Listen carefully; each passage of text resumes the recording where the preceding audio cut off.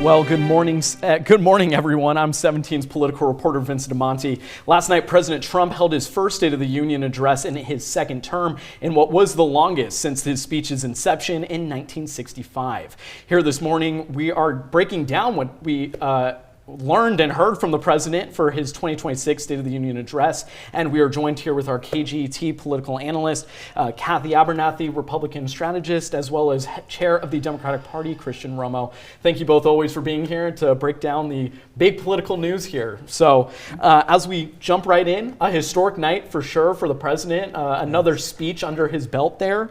Talk to me about your guys' main takeaways from the president's speech last night. Kathy, how about you take us away?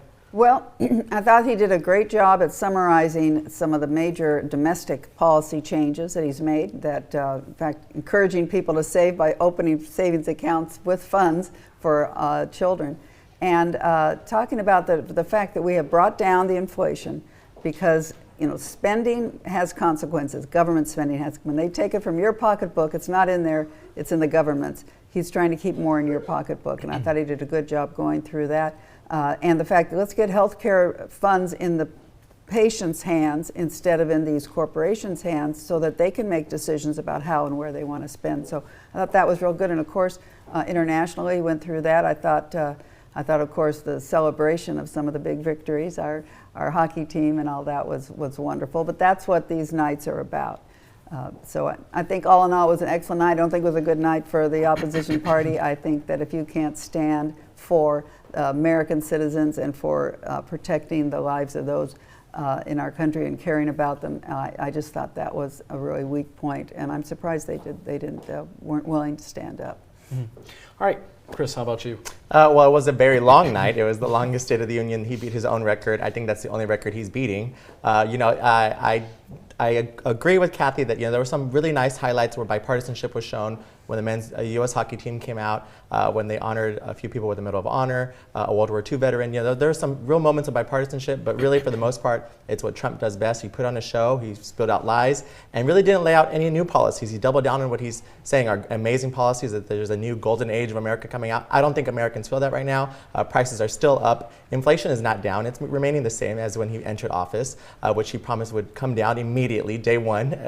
He's just continuing these lies. And then, yes, domestically, he's saying that he's doubling down on these immigration policies, which are killing American citizens, deporting American citizens wrongly, and just completely violating the Constitution. The Supreme Court has said his tariffs are illegal.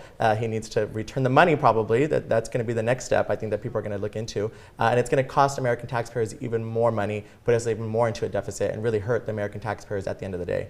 So it's just lie after lie after lie. He's a good showman, puts on a good show. It's a con man. But really, if you ask Americans today if they feel better about the economy, they do not.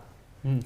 Yeah, on that tariff point, the president even directing some of his comments to the Supreme Court, saying he was disappointed in them when it came to that tariff discussion. But a big chunk of the president's speech, affordability, the economy, a lot of Republicans telling the president, stick to your guns on that, remain about, affordability being that top talking point for a lot of Americans here. Kathy, I guess starting with you here, do you think the president addressed the growing concern amongst Americans about the cost of living and how it, for a lot of them, feels like it's too high? Well, it feels like it's too high, and I don't know what country you're in right now, because the inflation statistics are not Donald Trump's. They're public, and the numbers have come down. And as I showed yesterday, even a dozen eggs is $1.50. It was $9 before, with the day Trump walked into office. Let's not kid ourselves. The cost of living has come down. People have more money in their pockets. We just want to keep doing more to keep that going.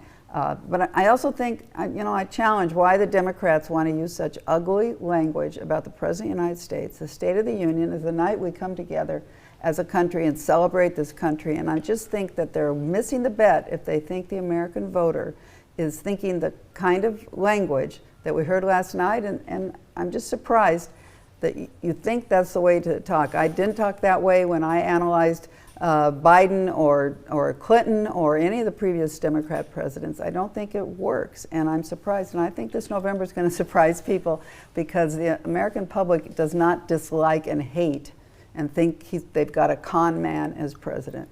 Well, on that language element, Kathy, the president did fire back at some Democrats. He called them, that some of them were sick and that they should be ashamed of themselves. Talking about that cordialness of coming together to State of the Union. Do you think the president accomplished that, or do you think he just burned some bridges a little bit more? Well, if a elected body in the United States of America can't say, okay, we agree, our goal is to protect the American citizens first, to protect the people that are in this country legally first, and stop crime. Just last night on TV again, I see another bunch of people attacking cops. That's what's going on right now. Who's encouraging that? Who's encouraging that to fight cops? We haven't had that, and I think this is all an outgrowth of this attitude to defy order, law and order. And I think that's a message I do hope the Democrats get that, because that's very dangerous. Yeah, well, Chris, before we get your reaction to that, I also wanted to hear your thoughts about the Democratic response given by Governor Abigail Spanberger, Governor of Virginia. We actually have a quick soundbite of some of her speech, if we can roll on that. In his speech tonight, the president did what he always does. He lied, he scapegoated, and he distracted. And he offered no real solutions to our nation's pressing challenges, so many of which he is actively making worse. Yeah, strong words coming from the Virginia governor. Reaction to that speech, the Democratic response. Right before I get into that, because I think she hit the nail on the head there. We need to focus on economics. I agree with all of her response for the most part. I think to answer Kathy's previous comments, the State of the Union is supposed to be about the union. Bringing the country together. I watched it, much like many Americans, saying, I hope the president changes course. I hope he reaches out to Democrats and says, let's work together, bring down the cost of inflation, bring down the cost of housing, bring down the cost of everything, and let's work together to make America better, which is what he promised. That is not what he did. He called us crazy. He called us deranged sometimes. He's not trying to reach across the aisle and really work with the Democrats. I'm a Democrat, moderate Democrat here in Kern County, a red county in a blue state. We do that time and time again. I respect Kathy. She's a brilliant woman. That's the way we should be talking to each other, conversing to change this nation to the better. But what Spanberger said is perfect. He's lied. He's saying costs are down.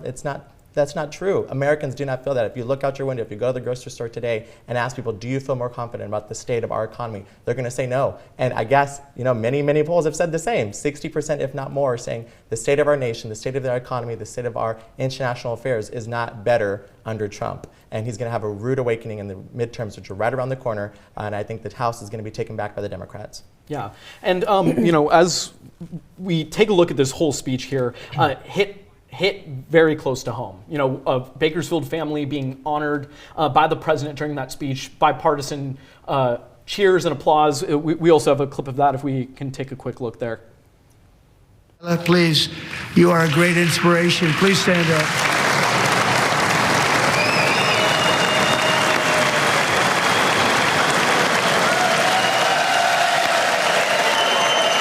That's why tonight I'm calling on Congress to pass what we will call the Delilah Law, barring any state from granting commercial driver's licenses to illegal aliens. All right. Well, Delilah Coleman, again, Bakersfield resident here, the president calling for new legislation with that. Quick, 20 seconds from both of you. How did that feel to have Bakersfield representation at that State of the Union?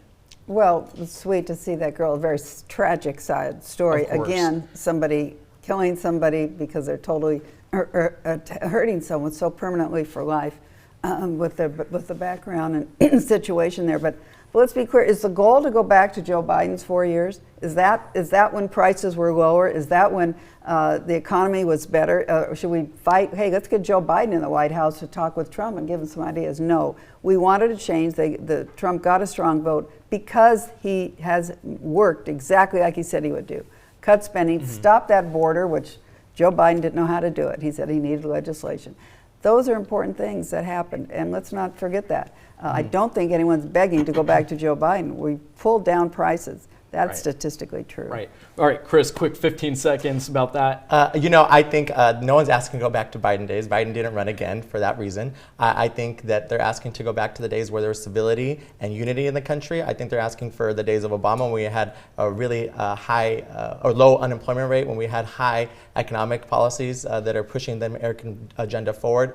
Bill Clinton had one of the strongest economies in the nation's history. I think we're asking to take it back to a time when people can actually believe in the American dream again. And I think that the midterms are right around the corner, and I think we're going to get this nation back on track if Democrats are elected to the House. But what we see right now is just lies. And Donald Trump didn't lay out any new policies at all last night. In the longest State of the Union, no new policies, no new health care plan, no plan on what he's going to do internationally to keep our Americans safe abroad and here at home. There's no plan, and I don't think there's any plan coming. Yeah. You must have been outside the room. No, not at all. Trump laid out his health care plan. He doubled down on a plan that we could always talk about this for plan. hours on end, but appreciate both you and your commentary here today. We'll definitely our eyes open on the midterm election. Well, we have more news coming up on 17 News at Sunrise coming up after the break.